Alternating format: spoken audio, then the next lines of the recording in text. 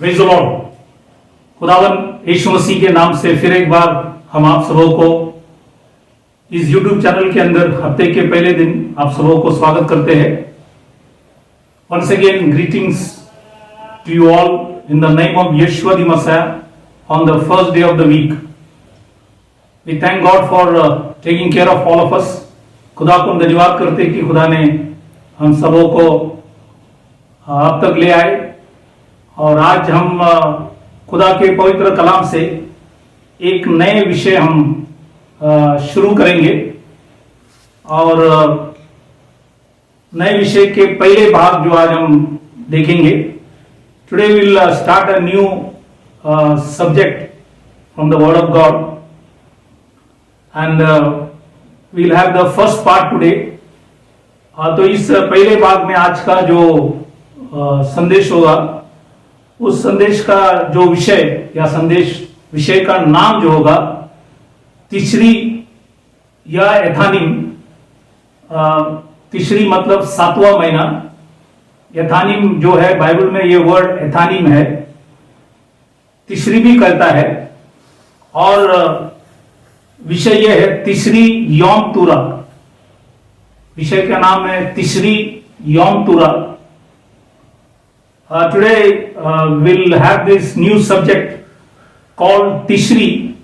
The other word, the word in the Bible, it is Ethanim. So Tishri Yom Tura, that is the subject that we'll have today. Tishri Yom Tura.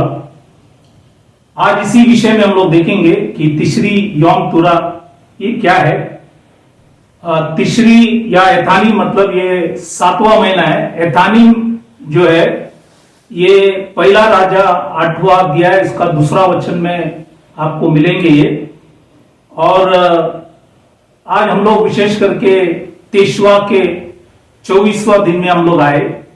23वां के 24वां दिन में हम लोग आज है और ये समय जो है पश्चाताप की लौटने का समय है और खुदा ने आप सबों को यहां तक ले आए। इसलिए खुदा को बार बार हमें धन्यवाद भी करना है, क्षमा भी मांगना है, लौटना भी है। We need to thank God for taking care of us till today. We need to continue in this time of तेशवा in returning back to God, turning back to God, asking God forgiveness so that God may able to bless us. तो आज ये विषय शुरू करने से पहले तो हम दुआ करेंगे, प्रार्थना करेंगे। तो आइए हम प्रार्थना करेंगे।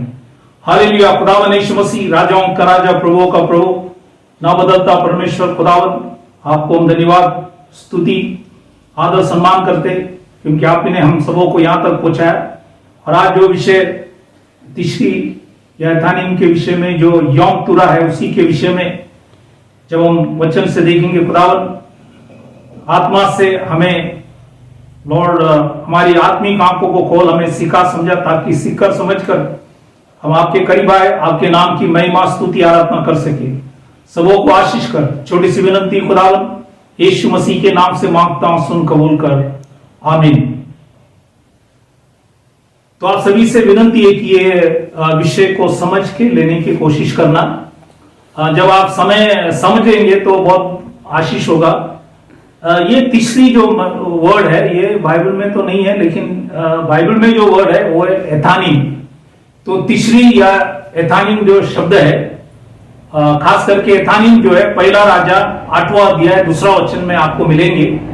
और एथानिम का मतलब है कि जारी रखे।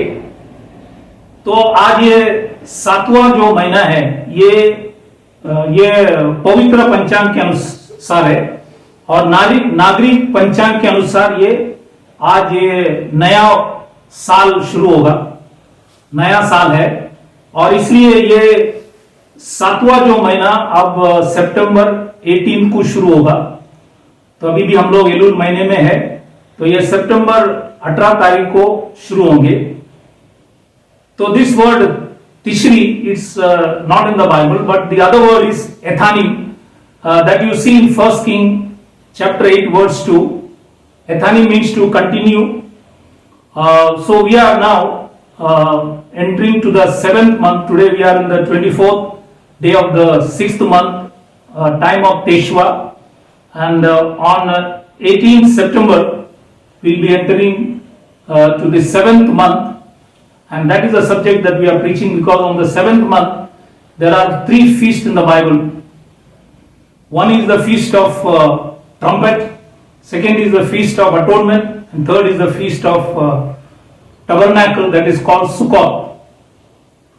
तो यहाँ पे तीसरी महीना या एथानी महीने में 3 पर्व है, और ये है तुरई फूकने का पर्व, प्रायश्चित का पर्व, और तीसरा जो है सुकोत की जो पर्व बोलता है। ये 3 पर्व है, मतलब ये बाइबल के अंदर लिखा है, ये 3 पर्व एक ही महीने में आते, और ये विशेष जानना जरूरी है क्योंकि खुदा ने दिया हुआ नियत समय है। It is an appointed time that God has given us. So this word Tishri is in Akkadian it is called Tas Ritu. Tas Ritu means beginning. It is the new year of the civil calendar, and the civil calendar was followed from creation, that is the time of Adam, to the time of Exodus. Also it is the 7th month in the sacred calendar. ये जो तीसरी या यथानी, ये अखाड़ियन मतलब बैबिलोनियन की जो शुरुआत में उनके वहां से ये वर्ड आया, तो ये जुना जो वाक्य ये है ताश ऋतु। ताश ऋतु का मतलब है आदि, बिगिनिंग, आदि। और ये जो नागरिक पंचांग के अनुसार नए साल, और ये नए साल जैसे मैंने कहा गया सृष्टि से लेकर जब इजराइल लोग मिस्र देश से निकलते टाइम तक ये नागरिक पंचांग लोगों ने इस्तेमाल किए, लेकिन ये पवित्र पंचांग जो खुदा ने बाद में बदली किया, निर्गम की किताब जो 12वां अध्याय में हम लोग आएंगे, तो ये पवित्र जो पंचांग है ये खुदा ने बदली कर ये जो पंचांग हमें दिया गया, तो ये दोनों भी बाइबल के अंदर है। Both these calendars are there in the Bible, and when we go to Leviticus chapter 23 verse 23 and 24, we'll see there it is mentioned that the feast on the first day of the 7th month is the feast of trumpets, which is called Yom Turah, which means Yom Turah. Yom means day, Turah means shouting or blasting. Now the other name for the feast is Rosh Hashanah.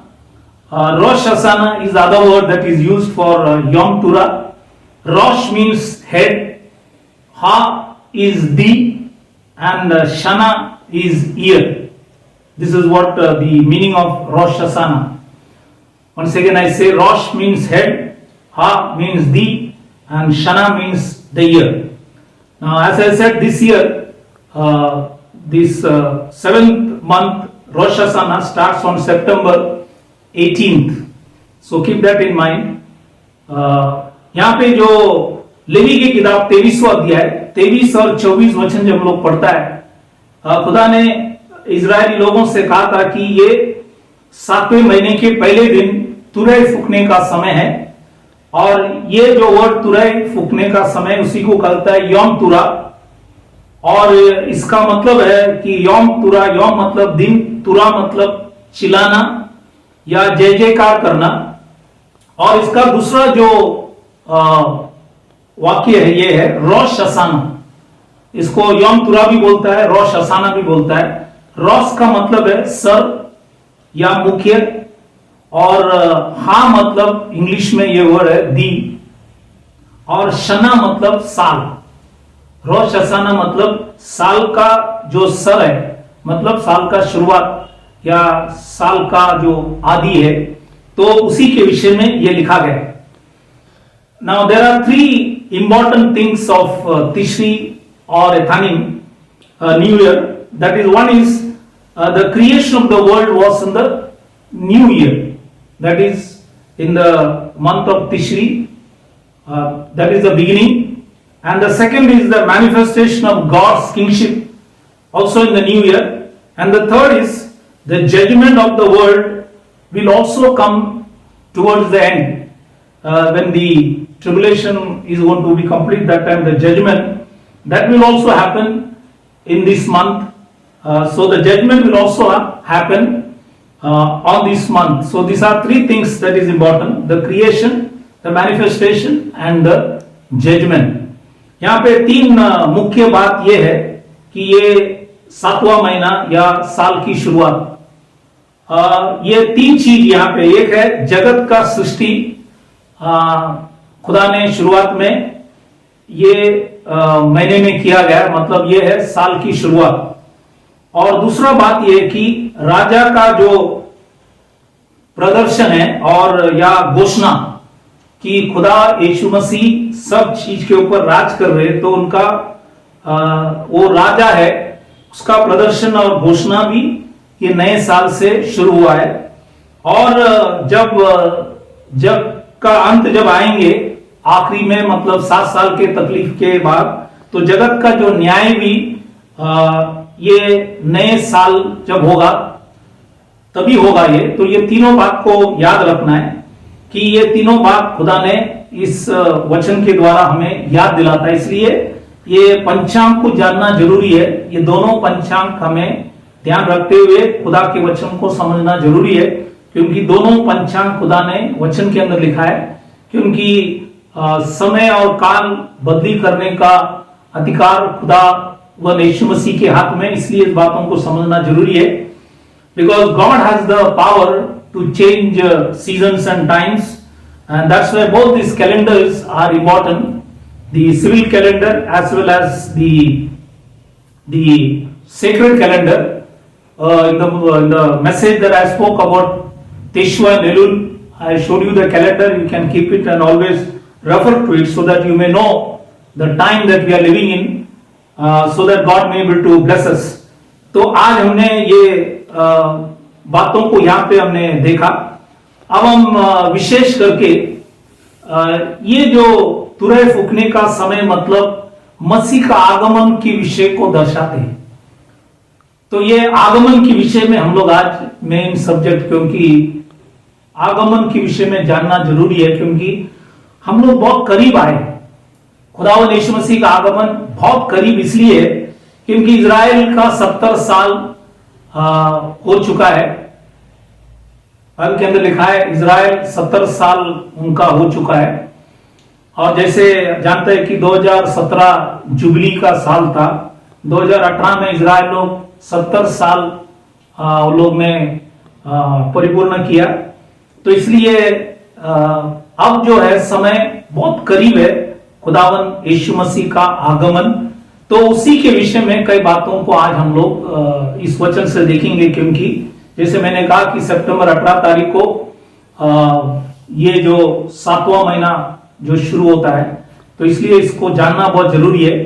तो यहाँ पे हम मसीह के आगमन के विषय में कई बातों को देखेंगे।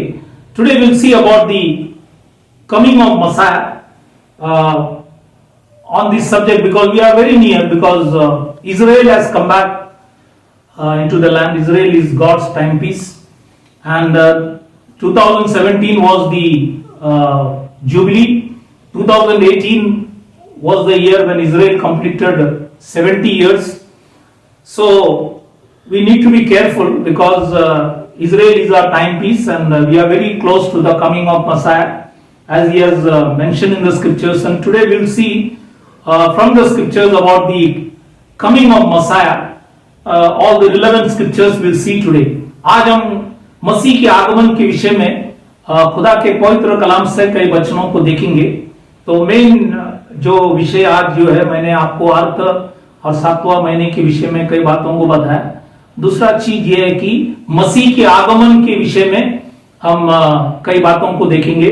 तो यहाँ पे निर्गम की किताब 19वां अध्याय 18 और 19 वचन हम लोग पढ़ते हैं। यहाँ पे बाइबल के अंदर ये वचन ऐसा लिखा है, और यहोवा जो आग में होकर सीने पर्वत पर उतरा था, तो आग से सीने पर्वत में उतरा था, इस कारण समस्त पर्वत धुएं से भर गए और उसका धुआं बटेका सा उठ रहा था और समस्त पर्वत बहुत कांप रहा था, पर्वत कांप रहा था। फिर जब नरसिंह का शब्द बढ़ता और बहुत भारी होता गया, तो नरसिंह यहां पे वर्ड आए ओए तुरे या नरसिंह का बाइबल के अंदर लिखा है, शब्द बढ़ता और बहुत भारी होता गया। तब मूसा बोला और परमेश्वर ने वाणी सुनकर उसको उत्तर दिया। क्या उत्तर दिया आप आगे पढ़ेंगे तो आपको वहां पे दिखाई देगा। यह है कि खुदा ने इजराइल लोगों को कैसे चलना है उसी के विषय में 10 आज्ञाएं दिए और साथ में बहुत सी बातों को उन्होंने उनको दिया गया।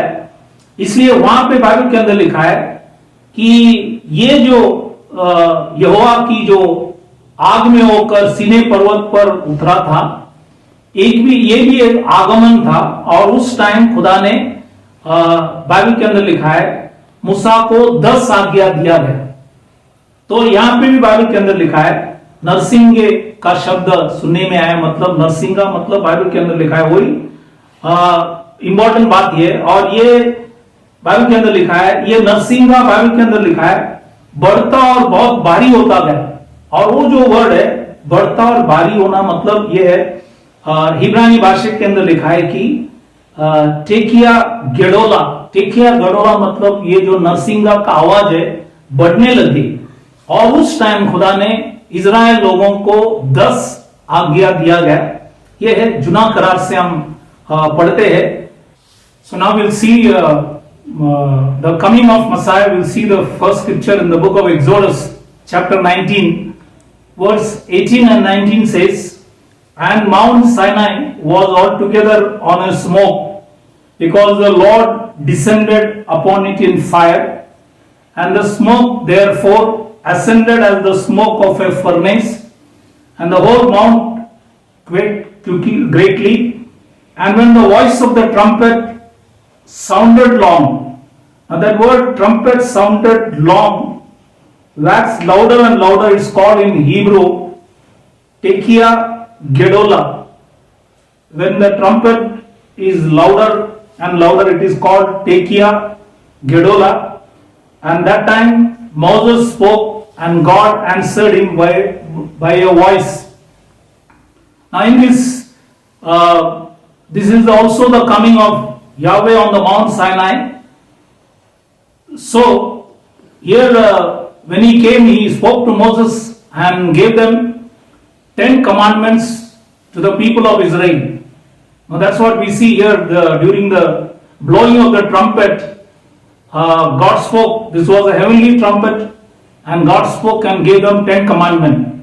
यहाँ पे स्वर्गीय नरसिंह का फूका गया और इजराइल को खुदा ने 10 आज्ञा दिया गया। अब हम जब नए करार में आते हैं, प्रेरित की किताब दूसरा अध्याय 1 से 3 जब हम लोग पढ़ते हैं, यहां पे भी नरसिंगा श्री के एक शब्द, भले यहां पे नरसिंगा वर्ड नहीं है, लेकिन यहां पे भी बाइबल के अंदर लिखा है कि आकाश से बड़ी आंधी की सी बाइबल में लिखा है सनसनाहट हुआ। मतलब ये भी यहाँ पे इस बातों को बता रहा है। जैसे वचन जब पढ़ते हैं तो लिखता है कि जब पेंतिकोस्त का दिन आया तो वे सब एक जगह इकट्ठे थे और एकाएक आकाश से बड़ी आंधी की से सनसनाहट, बाइबल के अंदर लिखा है क्या का शब्द हुआ और उससे सारा घर जहां वे बैठे थे लिखा है कि गूंज गया और उन्हें आग की सी जीभ बाइबल के अंदर लिखा है फटी हुई देखे और लिखा है कि दिखाई दी और उनमें से हर एक पर बाइबल के अंदर लिखा है आग ठहरी।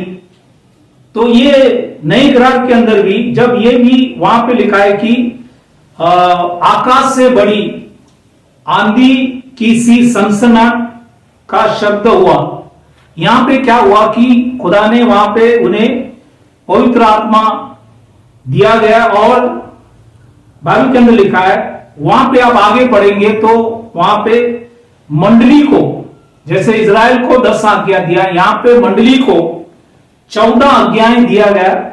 और वो प्रेरित 36 से 47 जब लोग पढ़ते हैं तो वहां पे आपको 14 आज्ञाएं मंडली को दिया गया कि ये आपको यहां पे मिलेंगे। तो ये यहां पे पवित्र आत्मा का आगमन दिखेंगे। जुना करार में जो वचन हमने पढ़े वो यहोवा की आगमन जो सिनाई पर्वत के ऊपर आपने देखा, तब उनको 10 आज्ञा दिया गया।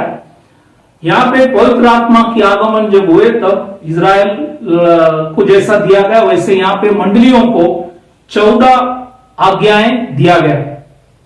Here the second reference that we see here is when we come to New Testament, Acts chapter 2, verse 1 to 3, when we read it. Here it says, when the day of Pentecost was fully come, they were all with one accord in one place. And suddenly there was a sound. Now that word sound in Greek it is called Aikos. Aikos means a loud noise from heaven as of a rushing mighty wind, and it filled all the house where they were sitting. And there appeared unto them cloven tongues like as of fire, and it sat upon each one of them. Now here you see a sound from heaven, and this also speaks about like a trumpet, because this also was a sound from heaven. And he says, during this time you see that later God gave 14 commandments to the church, because the church was established first time here. And when you read Acts chapter 13 to 46, there you will see that God has given 14 commandments to the church. Now that is the commandment everybody has to follow. Now if this is the work of the Ruach Kodesh, the Holy Spirit, then we all must return to that 14 commandments for the coming of Messiah when he is going to come. ये 14 जो शिक्षण के अंदर सबों को आना है, क्योंकि उसी के द्वारा आगे का जो आगमन, मतलब जो आगमन अभी होंगे तो इस वचन के आधार पर होगा, क्योंकि खुदा ने एक मंडली स्थापन किया और उन्होंने मंडलियों को 14 जो नमूना या आज्ञा जो दिया गया उसी के आधार पर अगर हम करेंगे तो ही उन लोगों को खुदा लेने के लिए आने वाला है, क्योंकि उन्होंने पहला मंडली बनाकर हमें एक नमूना दिया। तो कोई भी व्यक्ति अगर मंडली बनाना है इसी नमूना के आधार पर जब करेंगे तो ही उस मंडली को लेने के लिए खुदा आने वाला है। इसलिए when we read this scripture that we have seen, God established first the church on Pentecost and he gave 14 commandments, that is called the pattern of the church. So every subsequent church that are there in the world must come back to this teaching, and for that church is coming in this last days. वही मंडली के लिए खुदा आखिरी दिन के अंदर आ रहा है, इसलिए इस बातों को समझना बहुत जरूरी है। तो जुना करार से हमने आगमन को देखा, नए करार से पवित्र आत्मा की आगमन को देखा। जुना करार में यहोवा की आगमन के द्वारा 10 आज्ञाएं इजराइल को दिया गया। नए करार के अंदर पेंटिकॉस्ट के दिन पवित्र आत्मा के दिन आगमन जो था उसी के द्वारा मंडली को 14 शिक्षण दिया गया। ये शिक्षण में आज हमें भी लौटना है, इसलिए ये वचन यहाँ पे आपको बताया गया। अब तीसरा वचन हम देखेंगे, जब पहला कुरिन्थियन 15वां अध्याय 52 वचन जब लोग पढ़ता है, ये खुदावंद यीशु मसीह के आगमन के विषय में पौल कुरिन्थियन जो मंडली जो अन्य जाति थे उन सभी लोगों को समझाया। ये था कि और ये शनबर में बाइबल के अंदर लिखा है, पलक मारते ही अंतिम तुरई फूकते ही होगा। तो अंतिम तुरई, ये जो वर्ड वापस मैंने कहा अंतिम तुरई, मतलब इब्रानी भाषा के अंदर ये है टेकिया गेडोला, ये अंतिम मतलब बहुत लंबा सा तुरई फूकेंगे, इसको बोलता है आखिरी नरसिंगा या अंतिम नरसिंगा फूकते ही होगा, क्योंकि तुरई फूकी जाएगी और मुर्दे अविनाशी दिशा में उठाए जाएंगे और हम बदल जाएंगे। ये वर्ड बदल जो है बाइबल के अंदर लिखा है, ये यूनानी भाषा के अंदर लिखा है अलासो। अलासो मतलब बदल जाना। तो इसलिए लिखा है कि हम बदल जाएंगे। और बाइबल के अंदर लिखा है तुरई फूकना। तुरई जो वर्ड यूनानी भाषा के अंदर भी है साल्फिंग्स मतलब बाइबल के अंदर लिखा है कि एक तुरई फूकना, इसी के विषय में यहां पे लिखा गया। तो इसलिए पॉल, ये जो मंडली था ये अन्य जाति की मंडली थे, तो अन्य जातियों के लिए कहा गया कि बाइबल के अंदर लिखा है जब तुरई फूकेगा तब बाइबल के अंदर लिखा है बाइबल के अंदर लिखा अंतिम तुरई फूकते ही होगा तब खुदावन यीशु मसीह बादलों में आएंगे। तो इसलिए यहां पे लिखा रखा है। लेकिन इसलिए पहला दो वचन इसलिए दिया गया कि इस वचन को समझना है तो हम पहले वचन को भी समझे और उस वचन के अधीन में हमें भी देना है। Now we see the third scripture here is when we read 1 Corinthians chapter 15:52. Paul is speaking to the Corinthian church, and now they are all the people who come from an heathen background, and they came to know the true and the living God.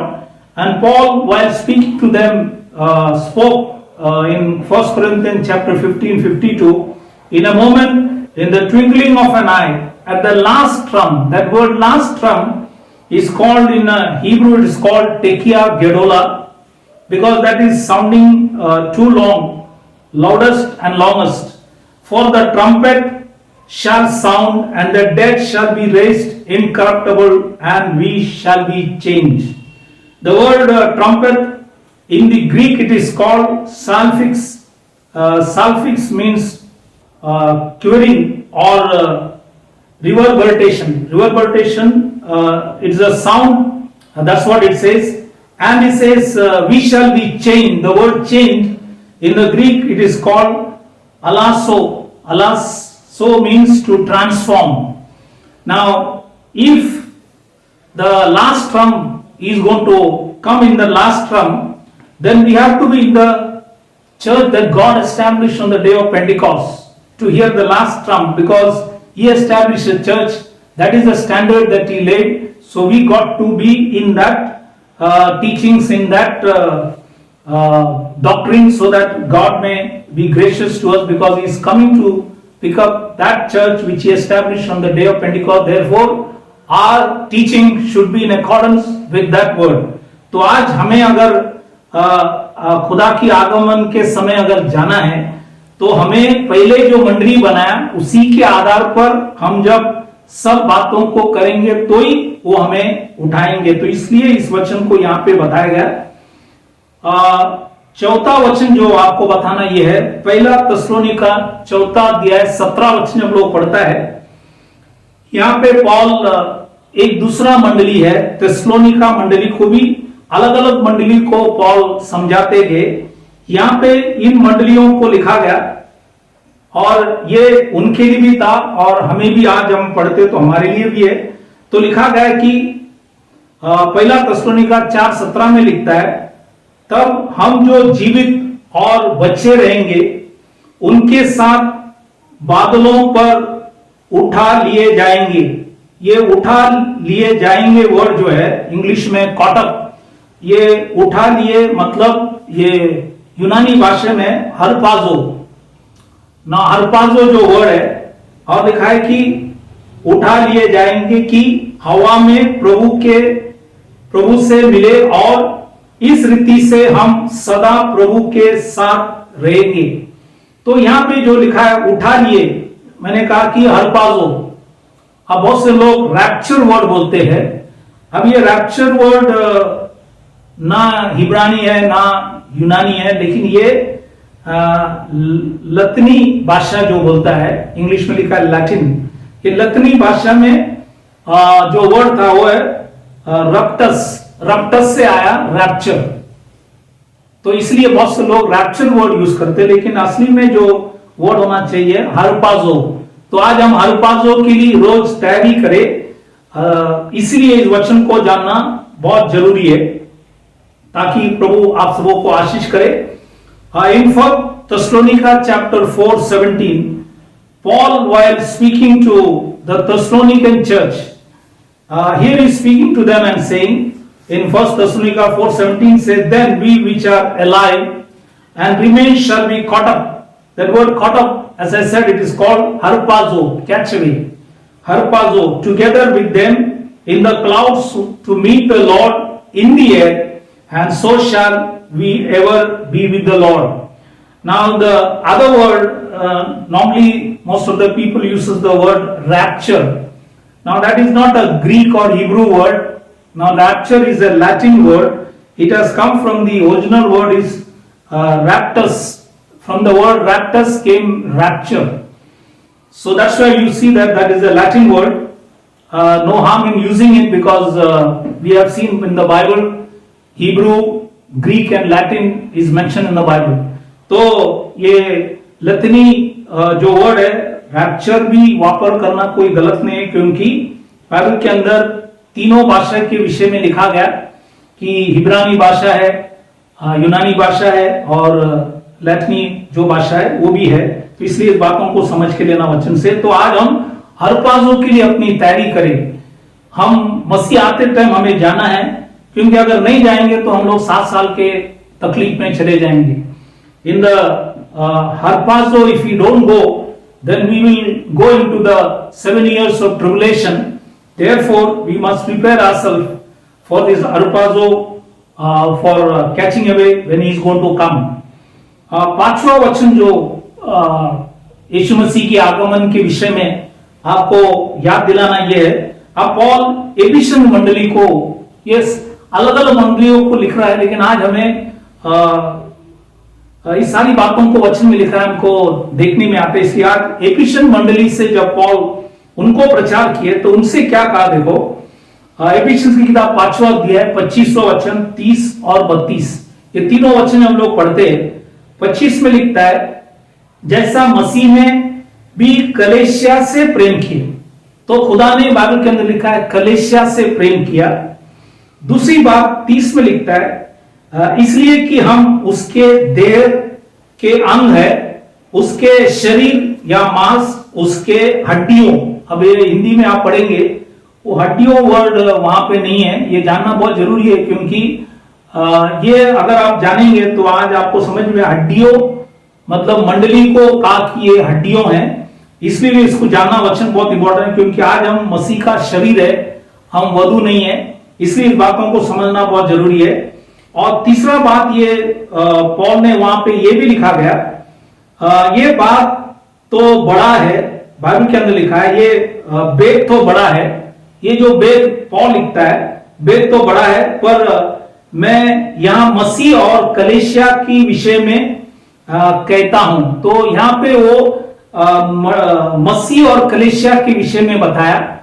इसका मतलब नहीं कि पति पत्नी का एक उदाहरण लेकर हमें समझाया गया कि मंडली से उसने कहा कि यह बेद तो बड़ा है, ये बेद जो है बहुत बड़ा है, इसलिए कहा गया। When we read Ephesians chapter 5 verse 25, 30, 32, Paul is speaking to this Ephesian church. Now while speaking to them, he said, Christ also loved the church. He says Christ loved the church. In the 30th verse he says, we are members of his body, not bride. We are members of his body, of his flesh and of his bones. Now in Hindi and other vernacular language, you don't see the word of his bones, which are very important.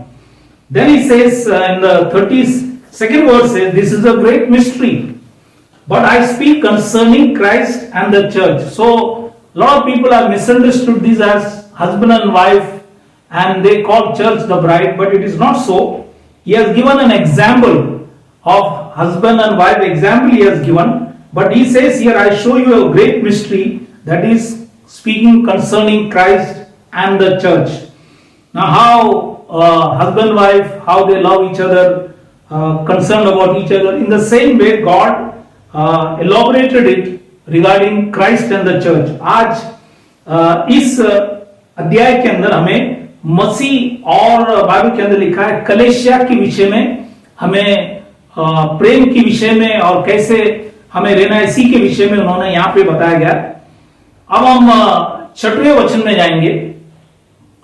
यहाँ पे हम लोग mark के सुवर्तमान 13वां अध्याय में आते हैं। जैसे आपको मालूम है कि मत्ती के सुवर्तमान 24, मार्क की सुवर्तमान 13 और लूका के 21वां अध्याय, ये तीनों अध्याय जब लोग पढ़ते हैं, ये तीनों अंतिम विषय के बारे में लिखा हुआ है, मसीह के आने के विषय में और अंत में क्या होगा, सारी बातों को ये तीनों अध्याय में खुदावन यीशु मसीह जब इस धरती में आए, उन्होंने कई बातों को यहाँ पे शिष्यों को समझाए। उसमें से 13वां अध्याय 32 से 37 वचन जब लोग पढ़ते हैं, कई बातों को यहाँ पे लिखा है, उस वचनों को हम लोग देखेंगे। और यहाँ पे जो 32 में ये लिखा गया, उस दिन या उस घड़ी के विषय में कोई नहीं जानता, ना स्वर्ग का दूत और ना पुत्र, परंतु केवल पिता। अब जब यहां पे लिखा केवल पिता, मतलब पिता कौन? तो पिता मतलब ये हमें पवित्र आत्मा के विषय में लिखा गया। तो पवित्र आत्मा बाइबल के अंदर लिखा है, हमें बताएंगे, क्योंकि यीशु मसीह ने कहा, जिसने मुझे देखा उसने पिता को देखा, पिता मेरे अंदर है। तो पवित्र आत्मा के विषय में कहा गया।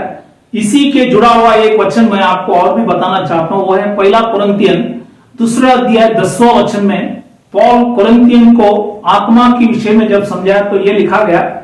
तो 1 कुरिन्थियन 2:10 में लिखता है, परंतु परमेश्वर ने उनको अपने आत्मा के द्वारा हम पर प्रकट किया, क्योंकि आत्मा सब बातें वरन परमेश्वर की गूढ़ या गहरा बातें भी जांचता है। तो हर बाइबल के अंदर लिखा है, गूढ़ या गहरा बात जो है, आत्मा जो है बाइबल के अंदर लिखा है जांचता है। इसलिए आत्मा जो पिता है, आत्मा हमें समय पे उस बातों को भी प्रकट करेंगे। इसलिए यहां पे लिखा है, किसी को मालूम नहीं, लिखा है कि स्वर्ग दूत या पुत्र को भी मालूम नहीं, लेकिन पिता मतलब पवित्र आत्मा, क्योंकि आज हमें सारी बातों को पवित्र आत्मा से वो हमें प्रकाशित करते हैं या प्रकट करते हैं। इसलिए ये वचन लिया गया। When we come to the 6th scripture about the coming of Messiah, when we read Mark chapter 13, now there are 3 chapters in the gospel, that is Matthew chapter 24, Mark chapter 13 and Luke chapter 21. All these 3 chapters speaks about the end time, about the coming of Messiah, and so many things related to the end time. Now here one verse in Mark chapter 13, 32 to 37, when we read it, in 32 it says, but of that day and of that hour no man know, not the angel which are in heaven, neither the Son, but the Father. Now who is the Father? Now Father means he is talking about the Holy Spirit. The connecting verse that I want to show you is in 1 Corinthians chapter 2:10 says, but God has revealed them unto us by His Spirit. God has revealed everything to us, unto us by His Spirit. Paul says to Corinthians, for the Spirit searcheth all things, yeah, the deep things of God. So the Spirit searcheth all things. So it is the Spirit that will enlighten you at the appropriate time about the coming of Messiah.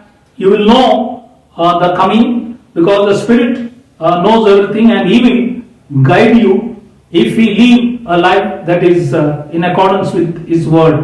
तो यहाँ पे इस बातों को आपको इसलिए बताया गया है कि मार्क के सुवर्तमान में ये सारी बातों को लिखा गया।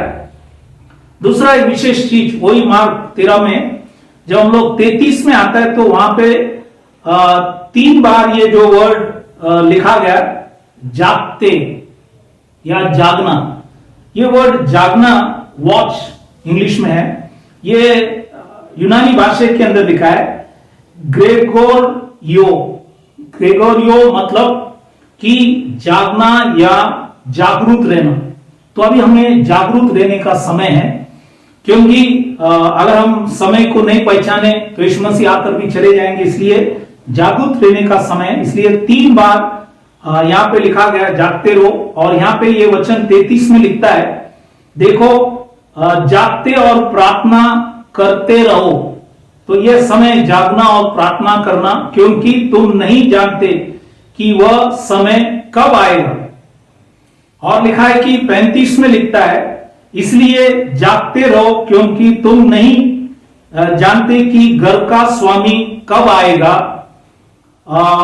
सांझ को या आधी रात को या मूर्ख के बंक देने का समय या बोर को। तो ये 4 समय यहां पे दिया गया और ये है सांझ मतलब शाम के 6 बजे से 9 बजे, आधी रात मतलब 9 से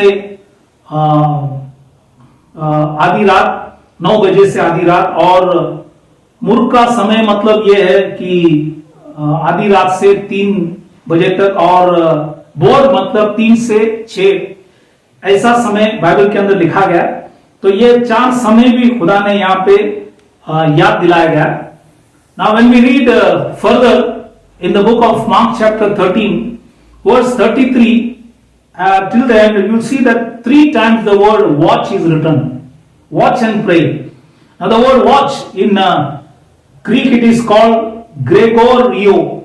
Gregorio means to keep awake or to be vigilant. So it is a time now we need to be awake and we should be vigilant.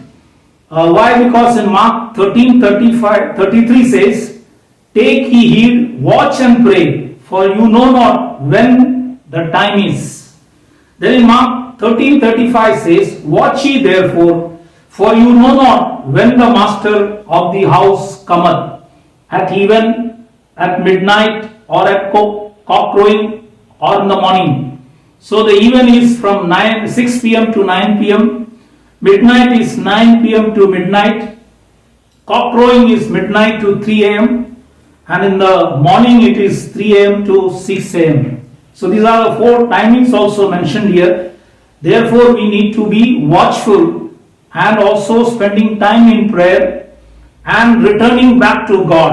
तो यह समय हमें खुदा की ओर लौटना, क्योंकि जैसे जैसे हम लोग अंतिम समय में जाते हैं तो लोग कहेंगे समय यीशु मसीह आया नहीं, तो लोग फिर वापस दुनिया में चले जाएंगे। इसलिए जब हम लूका की किताब, ये डॉक्टर लूक ने लिखा है, और 21वां अध्याय, जैसे मैंने कहा कि ये जो अध्याय ये भी अंतिम समय के विषय में लिखा हुआ बात है। लूका के 21वां अध्याय 34 से 36 वचन जब लोग पढ़ते, यहां पे खुदा ने लिखा गया कि 34 में लिखता है कि इसलिए सावधान रहो, ऐसा ना हो कि तुम्हारा मन कुमार और बाइबल में लिखा है मतवालेपन और इस जीवन की चिंताओं से सुस्त। तो आज लोग बहुत से जीवन की चिंताओं से सुस्त हो जाए और वह दिन तुम पर फंदे के समान अचानक आ पड़े। तो अचानक ये हमारे जीवन के अंदर ना आना चाहिए, इसलिए आज हम लोग इसको संभाले, क्योंकि बाइबल के अंदर लिखा है हमें कुमार जो वर्ड है लिखा, इसका मतलब ये है क्रहे पल, ये है यूनानी भाषा में, इसका मतलब है एक सिर दर्द या एक दर्द के विषय में। तो आज ऐसा दर्द हमारे जीवन के अंदर होना नहीं चाहिए, इसलिए इस वचन लिखा है, क्योंकि आज जैसे आज भी बहुत से महामारी को देखकर बहुत लोगों के अंदर सिर दर्द है, तो लोग सोचते हैं क्या है। तो इसलिए आज हम जीवन की चिंताओं से सुस्त ना होना है, और ये सारी बातों को देखकर बाइबल के अंदर लिखा है हमें सिर दर्द ना होना चाहिए, लेकिन हम लोग विश्वास करना चाहिए, क्योंकि ये वचन इसलिए लिखा गया कि हम लोग वचन बार बार जब पढ़ेंगे तो खुदा हमें समझ देंगे। Another scripture in the book of Luke chapter 21 verse 34 to 36 says, this is also the chapter that I said regarding the end time. He says, and take heed.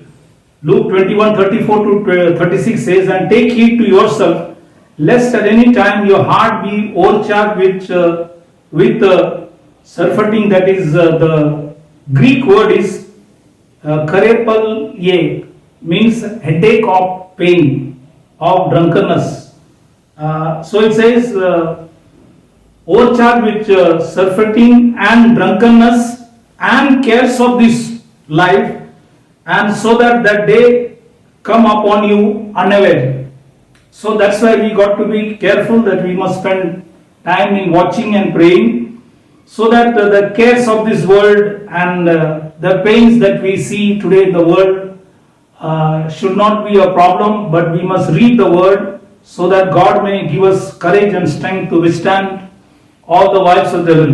तो आज हम प्रार्थना में रहेंगे तो खुदा हमें ये सारा सिर दर्द से, और बाइबल के अंदर लिखा है जीवन की चिंताओं से सुस्त जब होएंगे तो उसी से हमको बचा सकता है। अब हम 7वां वचन में जाएंगे। तो पहला तस्सलोनिका 3:13 में पॉल तस्सलोनिका चर्च को समझाते टाइम उनको भी कई बातों को बताया गया। उसमें से पहला तस्सलोनिका 3:13 में लिखा है ताकि वह तुम्हारे मन को ऐसा स्थिर करे कि जब हमारा प्रभु यीशु अपने सब पवित्र लोगों के साथ आए तो वे हमारे परमेश्वर और पिता के सामने पवित्रता में निर्दोष ठहरे। तो आज वो चाहता है कि हमारे जीवन निर्दोष, क्योंकि लिखा है कि उसके आगमन, ये वर्ड आगमन जो हमने यहाँ पे पढ़े वो है पेरोसिया, यूनानी भाषा में मतलब नजदीक या उसका नजदीक आने का समय लिखा गया। तो आज इसलिए हमें अपने जीवन को निर्दोष ठहराना है ताकि खुदा हम सबों को आशीष करे। The seventh scripture is 1 Thessalonica 3:13 says, to the end ye may establish your hearts unblameable in holiness before God, even our Father at the coming. That word coming in Greek it is called parousia, means near or his presence of our Lord Jesus Christ with all his saints. So therefore we must keep a life unblameable in holiness till the time of his coming, so that all glory may go to him. इसलिए ये 7वां वचन आपको बताया गया कि हम अपने जीवन को निर्दोष ठहरे। और 8वां वचन परमेश्वर के दास पत्रोस, जो देवसोपरा लोग मतलब जो यहूदी लोग अन्य जाति देश में रहते थे, उनको भी पत्रोस ने क्या समझाया उस वचनों को भी हम देखेंगे। दूसरा पत्रोस इसके 3 अध्याय 9वां वचन में लिखता है, बाइबल में लिखा है प्रभु अपनी प्रतिज्ञा के विषय में देर नहीं करता जैसी देर कुछ लोग समझते हैं, पर तुम्हारे विषय में धीरज धरता है और नहीं चाहता कि कोई नष्ट हो, वरन या कि सब को मन फिराव का अवसर मिले। मन फिराव मतलब तेश्वा की समय मिले, लौटने का समय मिले। तो आज खुदा इसलिए आज वेट कर रहे कि आखिरी व्यक्ति भी खुदा की ओर लौटे, इसलिए वो आज वेटिंग में है। इसलिए यहाँ पे लिखा है कि क्योंकि उनका इच्छा है कि कोई व्यक्ति नष्ट ना होना, वो उनका इच्छा नहीं है। इसलिए यहाँ पे लिखा है कि वो उनकी इच्छा ये है कि सभी लोग उसकी ओर फिरे या उसकी ओर लौटे, हम सभी लोग तेश्वा करें ताकि गॉड हमें आशीष करे, आशीर्वाद कर सकेंगे। The 8th scripture is 2 Peter 3:9 when Peter is speaking to the people in Diaspora. Diaspora means all those Jewish people who were settled in Gentile nations. Peter is addressing them and he says here, the Lord is not slack. Now the word slack in Greek it is called bradono. Bradono means no delay, no slow. He is not going to be slow, neither he will delay it concerning his promise, as some men count slackness, but is long suffering to us, word not willing that any should perish, but all should come to repentance. That word repentance is teshua, that everybody may return to God. That is his desire. He doesn't want that anybody should die, but all should come to repentance. He don't want anybody to perish. That is his desire. Now we go to the next scripture. आज हम लोग अगले वचन जो है 9वां वचन Bible से हम लोग जब देखेंगे तो आइजिया नबी 55वां अध्याय उसका 6 और 7 में लिखता है कि जब तक यहोवा मिल सकता है तब तक उसके खोज में रहो। आज वो मिल सकता है, उसके खोज में रहो। जब तक वह निकट है तब तक उससे पुकारो। तो आज निकट है तो उससे हम पुकारे। दुष्ट अपनी चाल चलन और अनर्थकारी अपने सोच विचार छोड़कर यहोवा की ओर फिरे, वह उस पर दया करेगा। वह हमारे परमेश्वर की ओर फिरे मतलब लौटे, और वह पूरी रीति से उसको क्षमा करेगा। तो गॉड पूरी रीति से हमें क्षमा कर सकता है। तो इसलिए आज बाइबल के अंदर लिखा है यहोवा को हम मिल सकेंगे, खुदा को आज मिल सकता है, वो हमारे निकट है। शायद कल का दिन नहीं होगा, इसलिए आज हमें वो याद दिला रहा है कि वो निकट है, और इसलिए हम उसके ओर लौटना है। और ये तेशवा के टाइम, ये 40 दिन की जो तेशवा के विषय में आपको पहले जो संदेश में बताया गया, इसलिए बताया गया ये लौटने का समय है। नहीं तो अगर वो फैसला करेंगे तो हम अगले साल जी नहीं पाएंगे। तो इसलिए इस बातों को ख्याल करना बहुत जरूरी है, क्योंकि वो बाइबल में लिखा है, पूरे रीति से बाइबल के अंदर लिखा है उसको क्षमा करेगा। तो वो हमें पूरे रीति से क्षमा करने के लिए योग्य खुदा है। The ninth scripture is Isaiah 55 verse 6 and 7 says, Seek ye the Lord while he may be found. Today he can be found. Call ye upon him while he is near. Today is near. Let the wicked forsake his way, and the unrighteous man his thoughts, and let him return, that is Teshua, unto the Lord, and he will have mercy upon him, and to our God, for he will abundantly pardon. So he is able to abundantly pardon you. Therefore we must return, because we can seek him today. He may be found. He is near. We can call him. A time may come, he may not be near, and if we don't return, then next year he may not keep us. So therefore we need to be careful that we must return to God and do a teshua, so that God may bless us. और इसलिए यहाँ पे कई विशेष बातों को आपको याद दिलाना है कि आज हर पाप से हमें लौटना है। कई बातों को याद दिलाना चाहते। एक है कि पति पत्नी के विषय में यदि कोई समस्या है, हम उसको हल करें, क्षमा करें। और माँ बाप, बच्चे, रिश्ते नाते, इनके बीच में भी अगर कोई गलतियां हैं, हम विरोध है या कुछ भी है, उसको भी हम खुदा से माफी, क्षमा मांगे या क्षमा करने को खुदा से विनती करें। हम पाप का जो बोझ है उसको हम हटा दें, ताकि शरीर के अंदर, हमारे दिल के अंदर शांति समाधान पाए। तीसरा चीज, पड़ोसी, भाई, विश्वासी के विरुद्ध या कुछ घटना हुआ साल पहले या कुछ भी, उसी को भी हम क्षमा खुदा से मांगे, उनको क्षमा करे, दिल के अंदर न रखे, बोझ को हटा दे। चौथा चीज है, स्वयं हमने अगर कोई पाप किया है, सारा जीवन अगर झूठ बोलकर जीवन गुजारा, या गुस्सा, झगड़े, जलन, व्यभिचार, कुटिल काम, अगर ये सब पाप जो है आप पढ़ते टाइम ख्याल करना कि यदि मेरे अंदर है, खुदा से विनती करे इस सारी चीजों को हम निकाले, हम साफ शुद्ध स्वच्छ हम अपने जीवन को बिताए। लेन देन के विषय में किसी को कुछ देना है दे देना, कोई अगर दिया नहीं तो उसको माफ कर देना, दिल के अंदर रखने की जरूरत नहीं, खुदा अच्छे काम करेंगे। तो इसलिए बाइबल के अंदर लिखा है इसी को भी हम ख्याल करें। और विशेष बात यह है, यदि शिक्षा के अंदर भी कोई गलतियां हैं, आज हमारी जो शिक्षा है, जो भी हम मानते, जैसे बहुत से लोग मानते खुदा तीन है, बपतिस्म हमने बाप पुत्र पवित्र आत्मा के नाम, या बच्चे के बपतिस्म हुआ है, या झंडे के नीचे बपतिस्म, या जो भी गलत है, वो सारी शिक्षण को या और भी कोई शिक्षण है, हमें ढूंढना है कि जो आज हम मानते सही या गलत है। यदि गलत है, वचन को ढूंढे और शिक्षा से भी हम सुधरे। और कोई भी अगर घिनौना काम जातियों की या रोमियों की या दुनिया की जो भी पर्व है, रिवाज है, या कोई चीज हम जो वचन में बैठता नहीं, कोई भी घिनौना काम है, सारी चीजों को हम दूर करें। तो ये 7 चीजों को याद रखना, ये हमें दूर करने का समय है, तेशवा की समय, इसलिए इस बातों को याद रखना।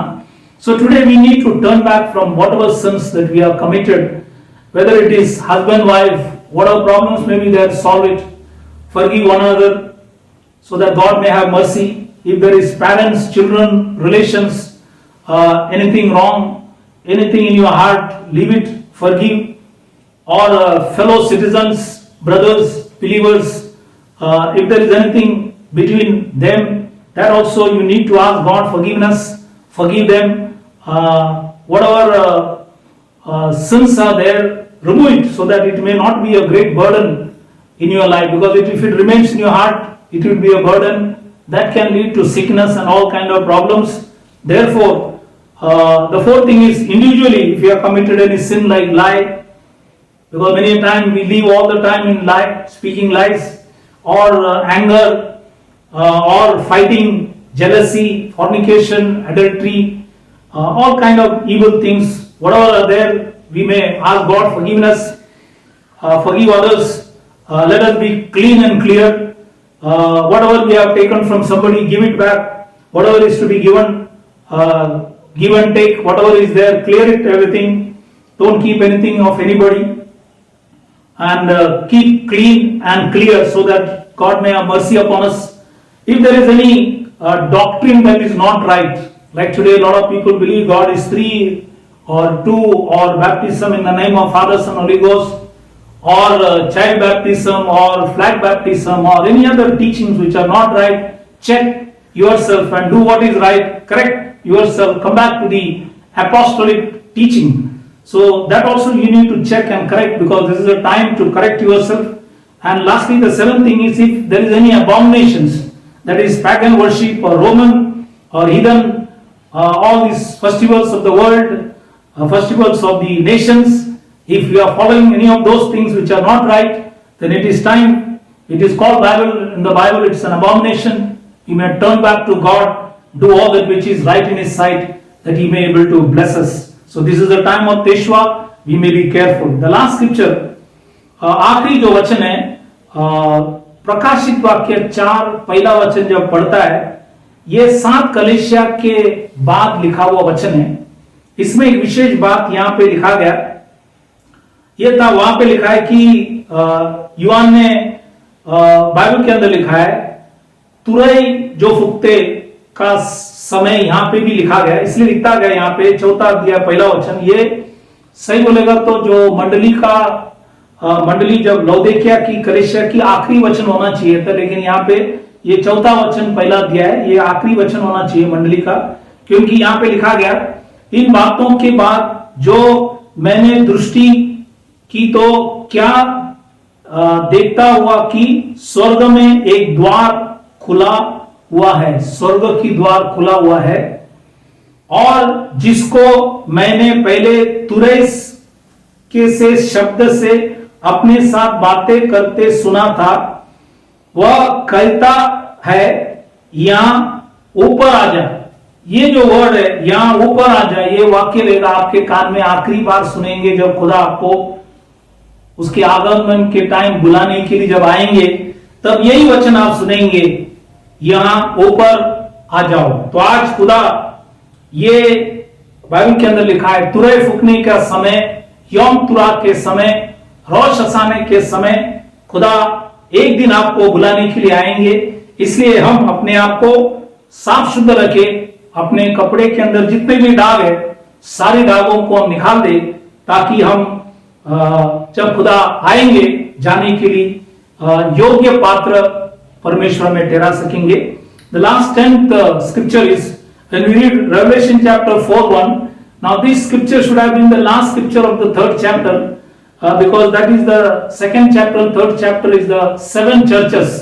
So this scripture should have been the last, but nevertheless it is shown as Revelation 4:1, but it should be the last scripture. And it says, after this I looked, and behold, a door was opened in heaven. So here the door is opened, and the first voice which I heard was as it were of a trumpet talking with me, which said, come up hither. Now that is the word that you will hear, the last trumpet call, which is called, which the word says, come up hither. So let us keep our garment clean, our life clean, so that when He comes, He will give us this last wake up call, saying, come up hither, the work on the earth is finished. तो धरती के काम समाप्त हुआ, यहाँ ऊपर आ जाओ, ये वचन आप आखिरी में सुनेंगे। इसी के लिए, आवाज सुनने के लिए हम अपने आप को तैयारी करें, अपने जीवन को हम शुद्ध रखें। और एक विशेष फाइनल तीसरा चीज जो मैंने पहले तीसरी और एथानिम के मतलब बताए और सारी बातों को बताया, दूसरा हमने मसीह के आगमन के विषय में हमने देखा गया।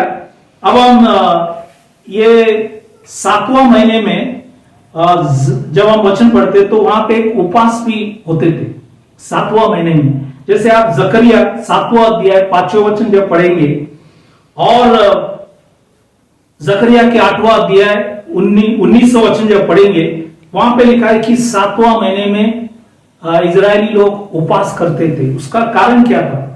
तो यह 7वां महीने के उपवास इसलिए था, वहां पे लिखा है कि गडालिया करके एक अधिकारी था जिसको नबूकदनेस्सर राजा ने वहां पे रखे थे। इनको, एक गडलिया को इश्माइल ने मार डाले। और ये आप जरमिया की किताब 41वां अध्याय 1 से 10 और दूसरा राजा 25वां अध्याय 25 में जब पढ़ेंगे तो इनको 7वां महीने के पहले दिन को मार डाला गया। और दूसरा दिन की विषय में भी वहां पे वचन, चौथा वचन, यिर्मयाह की किताब 41वां अध्याय इसका चौथा वचन पढ़ेंगे, दूसरा दिन के विषय में भी लिखा। इसलिए इजरायली लोग तीसरा दिन में 7वां महीने में उपवास प्रार्थना करते थे, इसलिए क्योंकि वहां पे एक व्यक्ति को इश्माइल ने जैसे गडलिया को मार डाले, इसलिए वो लोग वहां पे बाइबल के अंदर लिखा है उपवास करते थे। इसलिए आज हम भी इस 7वां महीने में जब शुरू होगा तो हम लोग उपवास करेंगे। तो सितंबर 18 तारीख से अक्टूबर 9 तारीख 21 दिन उपवास प्रार्थना होगा। यदि आपको भी समय है, अवसर है, तो आप भी उपवास प्रार्थना अपने अपने घर में करें ताकि खुदा आप सबों को आशीष करे। तो आने वाले संदेश में सारी बातों को आप इसको याद करें। तो यहाँ पे आज हम इस वचनों को यहाँ पे हम लोग समाप्त कर रहे। तो जो मैंने वचन यहाँ पे आपको बताया गया इसी के विषय में याद करना। Now we have come to the third thing, important thing. The first thing that I showed was about the Tishri Yathanim, the meaning and the detail. Then we saw about the coming of Messiah. Now the third thing that we see here is Israel used to do a fasting on the 7th month. Why did they do a fasting on the 7th month? When you read Zechariah chapter 7:5 and Zechariah chapter 8:19, both the scriptures, when you read it, there is a mention there, fasting in the 7th month. Why did they do that? Now, there was a man called Ishmael. He smote Gedaliah, who was a governor, who was appointed by the king of Babylon. When you read Jeremiah chapter 41 verse 1 to 10 and 2 King 25:25, when you read it, this Gedaliah was killed on the first day of the 7th month. Then the second day is also mentioned there in verse 4, Jeremiah chapter 41. Therefore, they observed on the third day fasting. Now that's why they have this fasting in the 7th month that you read in Zechariah. You will know that because this man was killed, they used to fast and pray, and that's the reason why fasting is on the 7th month. Why Israel used to do that. Therefore, we also have a fasting and prayer. We'll have a fasting prayer on September 18th to October 9th, 21 days. If you are free, then you can also participate and pray. Spend time in prayer. Ask God forgiveness, Teshua, so that God may bless you and keep you strong. And we'll see about this Yom Teruah in detail in our next Wednesday Bible study class. We'll go more detail into it.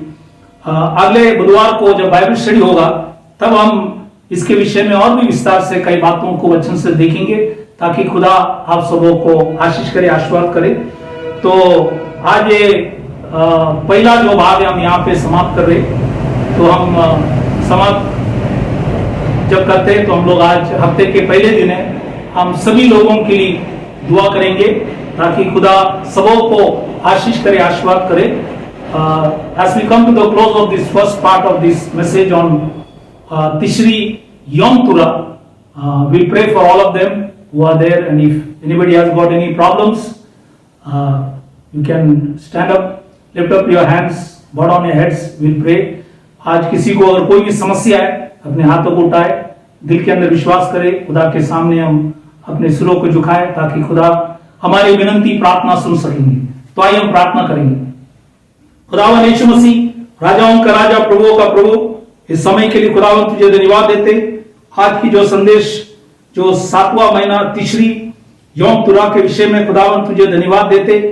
आज हम सब मिलकर खुदावन इस समय के अंदर विश्वास की प्रार्थना कर रहे। तो आज हम विशेष करके जैसे सुलेमान राजा जुनागढ़ के अंदर उन्होंने कहा कि खुदा यदि कोई परदेशी इस मंदिर के अंदर आकर प्रार्थना करे तो स्वर्ग से सुनना और उनके सब अपराधों को क्षमा करना। उसी समान आज हम जो आपकी मंदिर है खुदावन, हर एक भाई बहन जो आज ये प्रार्थना सुन रहे, यदि कोई दुख है, दुखित है, कोई बीमार, तकलीफ, परेशानी, संकट, मुसीबत, अलग अलग समस्या के अंदर पड़े खुदावन, आपने खाए फटके से उन्हें चंगाई कर और आपने भाई व लहू से उनके सारी अपराधों को क्षमा कर, उन्हें उनके विश्वासों को बढ़ा, उन्हें आशीष कर, उन्हें शांति, समाधान और उन्हें तेरे मार्गों में तेरी इच्छा से उन्हें चला और जो आपकी दृष्टि में योग्य करने के लिए उन सबों को तू सिखा, सभी के ऊपर दया कर, सबों को अनुग्रह कर। फिर एक बार खुदावन आपने सबों को महामारी से बचाकर यहाँ तक सबों को पहुंचा, इसलिए खुदावन फिर एक बार तुझे धन्यवाद देकर ये छोटी सी विनंती खुदावन यीशु मसीह के नाम से मांगता, सुन, कबूल कर, आमीन। We'll pray in English also. If anybody has got any problem, you can lift up your hands, close your eyes, bow down your heads. We'll pray that God may able to bless you. Father in heaven, the God of Abraham, Isaac and Jacob, the Almighty God, the everlasting Father, the Prince of Peace, the true and the living God. Father in heaven, in this time, Lord, we pray for all those who are hearing this prayer. And if anybody has got any problem like when Solomon, God, when he built the temple, Lord God Almighty also said, Lord, if any stranger comes into the temple and prays, then thou must hear from heaven, forgive their sin and maintain the cause. The same way today, Lord, we are the temple of the living God. Therefore, all those who are hearing, Lord God Almighty, this prayer, the prayer of faith that we pray here, God, we pray for all the members of the body of Christ, all those who are listening, God, we pray that if there is anybody who is sick or in troubles, difficulties, anxieties, worries, tensions, all kind of problems whatsoever, we pray, God, by His stripes, he or she may be healed. And we pray, Lord, by the shedding of the blood that you shed on the cross of Calvary, Lord, wash them and cleanse them and make them holy and forgive all their sins and shortcomings and failures, that they may honor thee, praise and worship thee, Lord. Bless them, supply all their needs, fulfill all their desires. And as thou hast also taken care of us in this time of pestilence, Lord, we give all glory to you. Bless everybody, keep them by thy great word, that everybody may honor thee, praise and worship thee, Lord. Thank you for everything. Commit everything to the hand. In Jesus Christ's loving name we ask. Amen. तो आज हम इस पहले भाग तिशरी यौम तुरा के विषय में हम लोग समाप्त किए। फिर एक बार सभी को याद दिलाना चाहता हूं कि सितंबर 18 तारीख से अक्टूबर 9 तारीख 21 दिन उपास प्रार्थना है। यदि आपको समय वक्त मिलता है तो आप भी उपास प्रार्थना करना ताकि खुदा आप सबों को आशीष करे। तो ये जो आज मैंने कहा कि तेईसवा की 24वां दिन है और 17 तारीख को एक महीना पूरा होगा। फिर 18 तारीख से जो समय है, जो 10 दिन, उसी के विषय में भी कई वचनों को देखेंगे। तो आप लोग इस बातों को याद रखना और खुदा आप सबों को आशीष करे। As we come to the close of this first part of the message, Tishri Yom Torah, want to inform you that there will be a fasting prayer from September 18 to October 9, 21 days. If you are free, you can also participate in your home. You can pray, ask God forgiveness.